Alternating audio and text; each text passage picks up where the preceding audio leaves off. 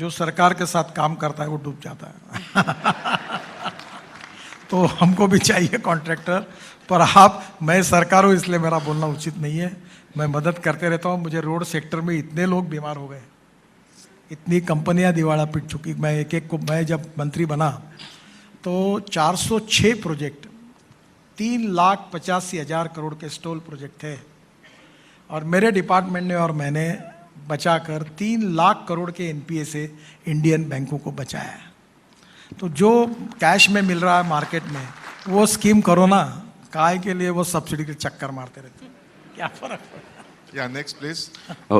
Sir उसमें थोड़ा commercial बना लो, नीचे में दुकानें वगैरह, फिर एक वो थोड़ा सा आप you know the idea how to make it viable. Wait, please. Yeah. Sir, I'm Bhavik Thakkar from Nasik. Sir, my request is that since you mentioned the alternative materials used like steel fiber, glass fiber in place of steel and all that, so incorporating that in the IS code will really help to implement it. Sir already हमने change कर दिया, soil stabilise, ये glass का भी हमने कर दिया है। अभी हम लोग तो चाहते हैं, अभी ये टायर का इंपोर्ट कर सकते, पुराने टायर, उससे रबर पाउडर निकलेगी, वो बिटुमेन में डालना, 10% प्लास्टिक अलाउ किया है। तो बहुत सी चीज़ें की है। आप अगर अड़चन आती है तो बताइए, और धीरे धीरे आप यूज़ करिए, उसका फ़ायदा ही होगा, आपकी कॉस्ट कम होगी। सर इसकी अवेलेबिलिटी के बारे में भी actually there is not much information about how we can procure it. Nashik में अवेलेबल है चाहे उतना। तुम्हारे यहाँ प्लास्टिक से क्रूड डीजल बनाता है एक जन, ऑलरेडी 2-3 प्रोजेक्ट है, बहुत जगह पर अवेलेबल है। अभी कॉर्पोरेशन म्यूनिसिपल सेग्रीगेट किया तो मटेरियल मिल जाएगा। Yes, please. Okay. Good morning, sir. Sir, I have a request and a suggestion as well. While working on the development plan authority as an environmental architect, I realized that we put in a lot of efforts for development plan, working on the development plan, but the implementation takes a lot of time, sir. And when we are talking about the future of infrastructure nowadays, so when we reduce the timeline of implementation of the development plan at the ground level, then we will definitely have a great future, sir. ये बात आपकी सही है। मैं भी बहुत दिनों से प्रयास कर रहा हूँ। वर्ल्ड बैंक ने जो भारत का रेटिंग कम किया, उसका एक बहुत बड़ा कारण था कि म्यूनिसिपल कॉरपोरेशन में सैंक्शन करने के लिए कितनी तकलीफ होती है, समय जाता है, ये कारण है। अगर मुंबई में कोई होटल डालना चाहता है तो उसको 40 या 50 एनओसी लानी पड़ती है। तो गवर्नमेंट में ईज ऑफ बिजनेस में हमने डिजिटलाइज सिस्टम करने का आग्रह प्राइम मिनिस्टर का था, पर ये स्टेट क्या है कि हमारे यहाँ ये सब्जेक्ट तो अलग डिपार्टमेंट का है और स्टेट गवर्नमेंट के पास अधिकार है। तो मैं तो एक सजेशन मैंने अर्बन मिनिस्ट्री को दिया है कि आर्किटेक्ट को ही अधिकार दे दो सैंक्शनिंग का, और कानून आप बना दो, और जो आर्किटेक्ट बदमाशी करके प्लान सैंक्शन करेगा उसकी डिग्री ख़त्म कर दो। तो मैंने कहा मैं क्यों जिम्मेदार हूँ? तो बोले आप अच्छे रोड बनाते हैं, इसके कारण स्पीड बढ़ती है और इसके कारण लोग मरते हैं। तो मैंने बोला आपका सुझाव बहुत अच्छा है, अब मैं 2-2 फीट पर गड्ढे करूँगा ताकि 5-5 किलोमीटर पर आवर के स्पीड से लोग धीरे से चले। पैदल जाते हुए लोग भी, कुछ गाड़ियाँ थी ना पहले हमारे यहाँ, शकुंतला थी कि गाड़ी से रेलवे से उतर जाओ, यूरिन को चले जाओ, फिर चढ़ जाओ गाड़ी में और चले जाओ, तो कितनी अच्छी थी। उस प्रकार की हमारी बस सर्विस भी बना देंगे। देखिए ये वो कारण नहीं है। कारण जो है उसमें 4 बातें हैं रोड एक्सीडेंट्स की। एक है रोड इंजीनियरिंग, दूसरा ऑटोमोबाइल इंजीनियरिंग, तीसरा एजुकेशन, और चौथा इम्प्लीमेंटेशन।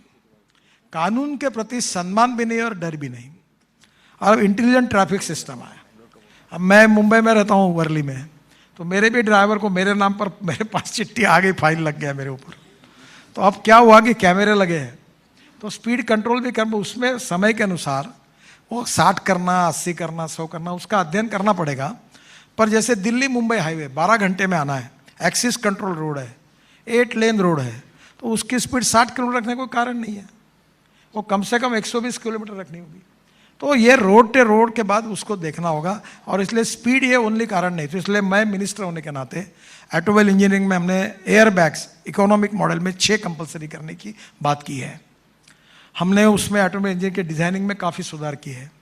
दूसरी बात, रोड सेफ्टी के लिए हमने बड़े प्रमाण ब्लैक स्पॉट को आइडेंटिफाई किया है, और बच्चों को, कल ही मैं परसों मुंबई में अमिताभ बच्चन जी के यहाँ गया था। वो प्रसून जोशी है, वो तारे ज़मीन पर जिनने लिखा था। तो हमने अमिताभ बच्चन जी के साथ 2-3 बार, भाई अक्षय कुमार काम कर रहे हैं, अमिताभ बच्चन जी कर रहे हैं, बहुत सेलिब्रिटीज़ काम कर रही है। और वो उन्होंने मुझे कहा कि मैं फ्री ऑफ चार्ज इसके लिए काम करूँगा कि लोगों का बिहेवियर कैसे बदले। हम लाल सिग्नल दिखने के बाद रुक जाए, ओवरटेक कब करे, कौन से लेन में चले, ड्राइविंग लाइसेंस कैसा लेते हैं आप? मैं पूछूँ क्या आपको प्रश्न? कितने लोग ऐसे हैं कि जिन्होंने ड्राइविंग की टेस्ट देकर आरटीओ ऑफिस में जाकर पास करके ड्राइविंग लाइसेंस लिया है? ऐसे कितने लोग हैं? हाथ ऊपर करो। 30-40% ही है। बाकी लोगों ने लाइसेंस कैसे मिला ये सीक्रेट है। वो सीक्रेट आपको और मुझे नहीं बताएंगे। तो ये धीरे धीरे जो बिहेवियर है, ह्यूमन बिहेवियर, वो बदलना होगा। इट्स ए सोशल प्रॉब्लम, और हम सब मिलकर अगर इसको बदल देंगे तो परिस्थिति बदल जाएगी। Yeah, Sir, Vijay thank you. Bhaiya. Thank you, Hello, sir. Just 1 minute. please. Hello, sir. Good morning, sir. Sir, in many departments, like, they call for a planning of maybe some of the infrastructure highways, and also they call for the planning of for their particular project. They call it as an architectural and civil engineering consultancy, and in many of the departments, it is only architects can apply for it. Sir, they ask for the membership of Council of Architecture. So as a civil engineer, for an infrastructure outside project, we are also into it, and we can also plan it, sir. So this disparity, we will bring your notice, sir. We will send a representation from our association. Request you to, humbly request you to look into this, towards this. Sir, मैं आपको एक सुझाव देता हूँ। अभी मैं 650 road side amenities बना रहा हूँ, जिसका उल्लेख किया भाषण में आपने, हबीब खान का। उसको मैंने श्रीनगर और वहाँ के सब अभी एम्यूनिटीज़ का दिया। वाराणसी में एक रोपवे बन रही है मंदिर तक जाने की, वो उसने डिज़ाइन किया है। तो हमारे यहाँ हेलीपोर्ट है, उसमें ड्रोन भी उतरेगा, रेस्टोरेंट्स है, होटल्स है, पार्किंग प्लेसेस है। तो आर्किटेक्ट उसमें काम कर रहे हैं। प्रॉब्लम मैं आपको बताता हूँ क्या है। मैं आपको सुझाव दूंगा कि ये प्रोजेक्ट मैनेजमेंट कंसल्टेंसी की आप बड़ी फर्म बनाइए। कोई उसमें एक्सपर्ट होगा जो आर्किटेक्ट होगा, कोई सिविल इंजीनियर होगा, कोई रोड डिज़ाइनिंग का एक्सपर्ट होगा, कोई और अलग अलग बातों की एक टीम बनाइए। जैसे ये फीडबैक वेंचर टाइप कंपनी बनी है ना, ऐसी बड़ी बड़ी कंपनी बनाइए, और ऐसी 200-400 कंपनियां बनाइए, और बने तक आपको ज़रूरत होगा तो वर्ल्ड की बेस्ट कंपनी के साथ जॉइंट वेंचर करिए। अभी हम क्या कर रहे हैं कि डीपीआर बनाने के लिए 80% मार्क जो है वो उसके परफॉर्मेंस, क्वालिटी, क्वालिफिकेशन पे रखे हैं, और 20% फाइनेंशियल बिड पर रखे हैं। फिर हमने कहा लिस्ट दो। फिर मैंने एक पोर्टल खोला था, तो जो एक इंजीनियर एक के रोल पर था वही सबके रोल पर निकले, तो सब डिस्क्वालीफाई होके उनको निकालने की नौबत आई। तो अब आपकी लिस्ट में आप सब प्रकार की टीम को तैयार करिए। इसमें कोई आपका रडार होगा, कोई और सिस्टम वाला होगा, और डीपीआर के लिए कोई अलग अलग प्रकार के इक्विपमेंट, इंस्ट्रूमेंट यूज़ करने वाले होंगे, और पूरा एक इंटीग्रेटेड ऐसी इंस्टीट्यूशन कंपनी बनाइए। और आप रोड इंफ्रास्ट्रक्चर, फ्लाईओवर के लिए स्ट्रक्चरल इंजीनियर चाहिए। अब आर्किटेक्ट का उपयोग डिज़ाइन के लिए हो सकता है, तो कभी कभी प्लांटेशन करना पड़ता है, तो प्लांटेशन के भी एक्सपर्ट ले लो, और ओवरऑल एक ही कंपनी सब सोल्यूशन दे। ऐसे डीपीआर कंसल्टेंट 200-300-400 देश में होंगे, तो आपको बहुत काम मिल सकता है। Hello, Good morning, sir. Architect देखिए, ये जो डीपीआर कंसल्टेंट है, I am Krishna. उसमें जैसे आर्किटेक्ट भी उसमें आए। केवल हम आर्किटेक्ट क्या है, बेसिकली वो बिल्डिंग कंस्ट्रक्शन का काम करते हैं। तो फ्लाईओवर के लिए भी अलग टाइप के आर्किटेक्ट्स हैं, अलग प्रकार के डिजाइनर हैं। वो अभी हम लोग 1 layer flyover, 2 layer flyover, 3 layer flyover बना रहे हैं। अभी नागपुर में हमने पहले बार नीचे में रोड, ऊपर में फ्लाईओवर, उसके ऊपर में मेट्रो। अभी पुणे में वाघोली से शिरूर और वहाँ से तलेगांव तक हम बना रहे हैं। नीचे में 6 लेन रोड, ऊपर में फ्लाईओवर, उसके ऊपर में फ्लाईओवर, उसके ऊपर में मेट्रो। अभी चेन्नई में बना रहे, चेन्नई पोर्ट से लेकर चेन्नई के बाहर तक, वो भी ऐसे ही 3 लेन का बना रहे। तो मैंने मुंबई में बीच में कहा, देवेंद्र जी मुख्यमंत्री तब तक वो हमने किया नहीं था प्रयोग। अगर ये पूरे वेस्टर्न हाईवे को अगर नीचे में रोड, ऊपर में फ्लाईओवर, उसके ऊपर में फ्लाईओवर, ऊपर में मेट्रो करते, तो एक ही पिलर पर कॉस्ट ज़्यादा नहीं बढ़ती। एक ही पिलर पर वो लैंड एक्विजिशन के बजाय 20-25% कॉस्ट बढ़ती है। तो आप एक फर्म करके, जैसे वो होता ना शादी में, एक कॉन्ट्रैक्टर होता है, वो बैंड भी वही लाता है, इवेंट मैनेजमेंट वाला। वैसा आप इवेंट मैनेजमेंट कंपनी जैसा बनो कि एक जगह सब, तो that will be more easy. नहीं तो फिर प्रॉब्लम आएगा, ये तो बिल्डिंग वाला आर्किटेक्ट है, रोड का कहाँ है, रोड वाला बोलेगा बिल्डिंग वाला कहाँ है। तो ये आप इसके लिए एक ही बनाना ज़्यादा आसान होगा। सर नमस्कार. जे काम भारत सरकार इन्फ्रास्ट्रक्चरच्या बाबतीमध्ये, मी मराठीत बोलतोय सर, सॉरी, इन्फ्रास्ट्रक्चरमध्ये आपण जे काही डेव्हलपमेंट करतोय ते पूर्ण जग आपल्याकडे लक्ष ठेवून आहे आणि त्याचं सगळीकडे कौतुक होतं आहे. आपण सर्वजण माझ्या मताशी सहमत आहात. नाशिक ते मुंबई रस्त्याबद्दल आपण बोललात. माझ्या मुलाच्या मनामध्ये सर हा प्रवास करत असताना एक प्रश्न येतो की बऱ्याच ठिकाणी आपण प्रवास करत असताना डिवायडर्स जे आहेत ते प्रॉपर नसतात, लाईटची प्रोव्हिजन नसते, त्याच्यामुळे अचानक कोणीतरी तो रोड क्रॉस करताना ॲक्सिडेंट होण्याचे खूप चान्सेस त्या ठिकाणी असतात. आपण आता जे नवीन करत आहात त्या ठिकाणी ह्या सगळ्या गोष्टींचा विचार केलेलाच असेल, करतच आहात. आणि जे काही नवीन जुने झालेले रस्ते आहेत, रोड्स आहेत, या ठिकाणी लाईटच्या बाबतीमध्ये जर आपण काही सोय केली, प्रोव्हिजन केली, तर तिथे होणारे ॲक्सिडेंट्स बऱ्यापैकी कमी होऊ शकतील. नहीं, उसमें अभी नासिक को हम लोग 6 लेन रोड बना रहे हैं, तो 4000 करोड़ का प्रोजेक्ट है. शायद मैं अगले महीने में उसके भूमि पूजन के लिए आऊँगा, तो मुंबई नासिक 6 लेन होगा. पर एक इम्पॉर्टेंट चीज़ है कि जहाँ सिटी होती है, शहर होता है, वहाँ लाइट लगते हैं. पूरे हाईवे पे लाइट लगाना संभव नहीं है. पर एक बात जरूर है कि ये जो आप जो बात बोल रहे हैं, वही मैं डीपीआर कंसल्टेंट को कहता हूँ कि वो अगर अभी वाटर कंजर्वेशन करना चाहिए. अभी मैंने 36 तालाब बनाए पंजाबराव कृषि यूनिवर्सिटी में. मैं वैसे रोड में काम करता हूँ, पर मुझे 2 डिलीट मिली, और दोनों delete Mahatma Phule agriculture university Rahuri की, और दूसरी अकोला पीकी की मिली है. पर वो दोनों मुझे एग्रीकल्चर साइंस में मिले, क्योंकि एग्रीकल्चर मेरी पैशन है. तो वाटर कंजर्वेशन में बहुत बड़ा काम आप कर सकते हैं. मुझे सुना कि आप शायद यहाँ ये इसका एक वाटर कंजर्वेशन का कुछ प्रोग्राम है, तो मैं हो गया तो मैं आपको फिल्म बताऊंगा. हमारे यहाँ विदर्भ में 10,000 किसानों ने आत्महत्या की है. तो अकोला, बुल्ढाना, वाशिम, हमने वाटर कंजर्वेशन का काम किया है. दौड़ने वाले पानी को चलने के लिए लगाओ, चलने वाले पानी को रुकने के लिए लगाओ, और रुके हुए पानी को ज़मीन को पीने के लिए लगाओ. गांव का पानी गांव में, खेत का पानी खेत में, घर का पानी घर में. और उसमें जियोलॉजी भी है, क्योंकि आप में से बहुत से लोग जानते हैं जियोलॉजी, जियोफॉर्मोलॉजी, मिनरोलॉजी, क्रिस्टोग्राफी. कुछ रॉक ऐसे होते हैं जो पानी नहीं पीते, तो नीचे जाना पड़ता है. उसमें एक मैं थोड़ा सा मुझे आता था, एक आपको पढ़ाया था, एक मोहा स्केल ऑफ हार्डनेस थी रॉक की. Talc, gypsum, calcite, apatite, orthoclase, quartz, corundum, diamond. तो डायमंड एक टफेस्ट मटेरियल था. तो अभी हमारे एनजीओ में जियोलॉजिस्ट हैं, और हम ज़मीन के नीचे नदी नालों का खोलीकरण, रुंदीकरण करते हैं, और नीचे तक जाते हैं. पानी में पीने वाला स्टार्टा जब तक नहीं लगता. और उससे अभी आप अकोला जाओ, 32,000 कुएं रिचार्ज हुए, 10,000 एकड़ ज़मीन पानी के नीचे आई. और वहाँ जो किसान आत्महत्या कर रहे थे, वहाँ नीम के पेड़, बहुत अच्छी खेती होने लगी. और बुल्ढाना में एक बुल्ढाना से अजेंठा रोड था, ब्लैक रॉक था सब. वहाँ से 15,000 धनगर कम्युनिटी के लोग माइग्रेट होते थे. हमने तालाब खोलीकरण, रंदीकरण किए, उनके डैम के किए, नदी नालों का खोलीकरण किया, और एक पैसा नहीं लगा. आम के आम, गुठली के दाम. मैं 2 किताबें उसका डिटेल आपके पास दे के जाऊँगा. आप जहाँ भी काम करें, आपको बिल्डिंग में मट्टी लग रही है, तो गांव का तालाब खोद लो, मिट्टी वहाँ लो. अभी GR भी निकला है गवर्नमेंट ऑफ महाराष्ट्र का. अगर आपको कहीं मुरुम लगता है, तो वहाँ से खोद दो, वहाँ तालाब हो जाएगा, तो पानी स्टोरेज हो जाएगा. तो ये वाटर कंजर्वेशन का काम बिन पैसे से हो सकता है. तो मेरा आपसे सुझाव है कि इकोलॉजी एंड इन्वायरमेंट के लिए अगर हम ये नदियों की बात जो है ये भी निकालेंगे, तो बहुत बड़ा फ़ायदा हो सकता है. कॉस्ट भी कम हो सकती है. हमारे काफ़ी कॉन्ट्रैक्टर ये कर रहे हैं. तो ये पूरे देश में आप परस्यू करिए. और वाटर कंजर्वेशन अगर आपके साथ हो गया तो बहुत अच्छा होगा. कुछ जगह पर सोलर लाइट हम लगा रहे हैं, और उसके साथ साथ रोड साइड एम्यूनिटीज़ जो होती है उसके लिए भी हमने पार्किंग की व्यवस्था की है. और बहुत से आइडिया कि रोड अच्छे बने.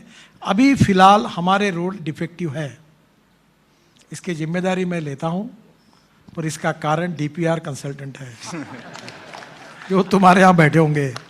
शायद मेरा सुनने के बाद भी अच्छा डीपीआर बनाएंगे. तो आप परफेक्ट डीपीआर बनाइए, धीरे धीरे ये बातें कम होगी. Last I am two Krishna morning, Reddy, sir. Hello, sir. From This is- Hyderabad. hello. I am Krishna Reddy from Hyderabad, sir.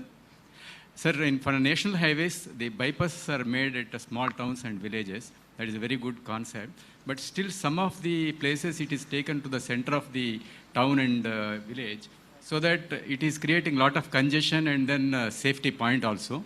In future, if a ring road jaisa banane se acha hota, sir, actually the other side also, if we make a bypass, it will become a ring road jaisa for the small town and all that, and it will be very good for future development also, sir. अभी हैदराबाद का ring road बना रहे हैं, Yes, yes, you are making. उसकी कीमत 17,000 करोड़ है आधे road की. Yes, sir. फिर बेंगलोर जैसा कंजेस्टेड, यानी कितना कंजेशन है, मुंबई था तो बेंगलोर उससे भी आगे गया, तंग आगे लोग. अब बेंगलोर का रिंग रोड बना रहा है, 24,000 करोड़ रुपए लग रहे हैं. तो मैंने चीफ मिनिस्टर को कहा कि रोड के आजू बाजू में सरकारी लैंड मुझे दो, मैं लॉजिस्टिक पार्क डालता हूँ और तुम भी लैंड लो, और वो जो है उसकी कॉस्ट को आप कैच करो, तो रोड की कॉस्ट कम होगी, क्योंकि सरकार के पास इतने पैसे कहाँ से आएंगे. तो मुझे आपको यही कहना है कि आप इस प्रकार के प्रोजेक्ट हो सकते हैं कि जहाँ लैंड एक्विजिशन करते समय फ्यूचर कॉस्ट को हम लोग कैच करें और उसको डेवलप करें, तभी ये कर पाएंगे. मैं अभी कम से कम 300-400 रिंग रोड्स बना रहा हूँ और उसमें बड़े बड़े शहरों के हैं. अभी जैसे मैंने मुंबई का ही कहा आपको कि एक फ्लाईओवर बनाना 50,000 करोड़ का है. तो ये इतना पैसा लगेगा, वो वसूल भी करना पड़ेगा ना, बैंक का, लोगों का वापस भी करना पड़ेगा. तो मुझे लगता है कि इनोवेटिव मॉडल के साथ निश्चित रूप से बनाना चाहिए. और वो जो बाजू में जगह है, वो जगह अगर सरकार एक्वायर करके बेचती है तो अच्छा फायदा हो सकता है. Thank you. Good morning, sir. Good morning, sir. This is Rajendra from Bangalore. With due respect to you and with anguish, I just want to ask you some 3 questions. I expect you to answer it in a proper way. I came all the way from Bangalore to speak to you. One thing is that the quality of roads in Bangalore, illogical road width and illogical junctions, and the traveling time taken 10 kilometers per hour, and if it rains, it is less than that. And also, there are a lot of white tapping took place from last 10 years, and they have started metro and they're breaking it. Whose money it is? And the projects which is run for infrastructure, it is taking more than 10 years. By the time we finish, the planning of that infrastructure will be, overloaded. शायद आपको मालूम नहीं होगा, हाँ. वो जो कौन सा घाट है, वो शिराड़ी घाट, हाँ. उसको फॉरेस्ट वाले अभी तक परमिशन नहीं दे रहे. To get the forest approval from the project from 10 years it is pending. मैंने अभी चीफ मिनिस्टर से बात की, फॉरेस्ट वालों से बात की, मेरे सेक्रेटरी बेंगलोर आए, प्रोजेक्ट रिपोर्ट तैयार किया है और अभी धर्माधिकारी साहब को भी भेजा था. एक तरफ रोड बना रहा है और एक तरफ टनल बना रहे हैं और वो पूरे प्रोजेक्ट तैयार है. फॉरेस्ट का क्लियरेंस जिस दिन मिल जाएगा उस दिन काम शुरू हो जाएगा. प्रॉब्लम यूनाइन है, मंगलोर पोर्ट से ट्रैफिक जा नहीं सकता, इसलिए मंगलोर पोर्ट का भी नुकसान होता है. तो मैं कोशिश कर रहा हूँ, आप भी वहाँ फॉरेस्ट क्लियरेंस जल्दी मिलेगा तो मैं विदिन 3 months मैं काम शुरू कर दूंगा. 15-20 हज़ार करोड़ का है, पर कोई प्रॉब्लम नहीं. Sir, I'm Good morning, talking about sir. Bangalore, I sir. am Zishan. Sir, I'm talking from about Bangalore, Karimnagar sir, Center. not Mangalore. Sir ये अभी ये एक प्रोजेक्ट के मैं जवाब नहीं दे पाऊंगा, मुझे इसकी जानकारी नहीं है सर. आप Good morning, sir. I am Zishan from Karimnagar Center. आप ये रोड का प्रॉब्लम मुझे मत पूछिए, क्योंकि देश भर में इतने काम हो रहे हैं, वो हर रोड का डिटेल थोड़ी मेरे पास होगा. Hello, good morning, sir. I am Mohammad Zishan from Karimnagar Center. Sir, I have learned more from you than my professors in my college. So, based on the research you have done on transportation and wage management, university should award you a doctorate. So, most of the young engineers, they study in state universities and its affiliated colleges. All the research which you are talking about and the technologies, it is not accessible to the state university and the affiliated colleges. So, of course, the state universities and affiliated colleges should improve their academic and curriculum and should also have access to the new research and technologies which you have explained to us. So, time is also an important for a student to get the new research and technologies hands-on as early as possible. My humble request you to share all the research work done and the DPRs which has shared to you by the consulting engineers and all the projects which you have done to the state universities and its affiliated colleges, so that the students who are doing their final year thesis or the studying masters, can get hands on the research work. आपकी बात को मैं समझ गया कि जो DPR बनाते हैं वो इंजीनियरिंग कॉलेज और पॉलिटेक्निक कॉलेज के लड़कों को अध्ययन करने के लिए देने चाहिए। Yes sir, thank you sir. बिल्कुल मेरे कंसिडरेशन में है।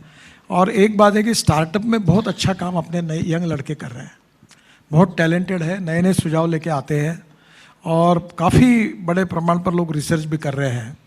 फिर उसको गवर्नमेंट में एक्सेप्ट करना, उसको स्टैंडर्डाइज करना, ये थोड़ा सा प्रॉब्लम होता है, पर धीरे धीरे बड़े प्रमाण पे हो रहा है। जैसे भी ऑटोमोबाइल सेक्टर में है, मैं जब इलेक्ट्रिक कार की बात करता था, इलेक्ट्रिक स्कूटर की बात करता था, तो लोग बोलते थे फिर रास्ते में बंद होगी तो क्या होगा, कैसा होगा, ऐसे सवाल पूछते थे। अब इलेक्ट्रिक व्हीकल के लिए 1 साल की वेटिंग लिस्ट लग गई। मैं आप सबसे अनुरोध करूंगा कि आप जल्दी ही अगले बार पेट्रोल डीजल की चलने वाली कार, बस, स्कूटर मत खरीदी करिए। आप पोल्यूशन कम करने वाली अल्टरनेटिव फ्यूल वाली कार, बस को यूज़ करिए धीरे धीरे। अभी मुंबई में 200 इलेक्ट्रिक बसेस डबल डेकर आई, मैंने लॉन्च की परसों। अभी इसमें फ़ायदा भी है, तो धीरे धीरे ये नया रिसर्च काफ़ी हो रहा है। हमारे इंजीनियरिंग कॉलेज, IITs, हमारे यंग टैलेंट इंजीनियर खूब रिसर्च कर रहे हैं और मुझे लगता है कि इसमें आने वाले समय में देश में काफ़ी परिवर्तन होगा। और मैं आपको धन्यवाद देता हूं कि आप में से अनेक लोग ये अच्छा काम कर रहे हैं। ये करते रहिए, इससे क्वालिटेटिव चेंज निश्चित होगा।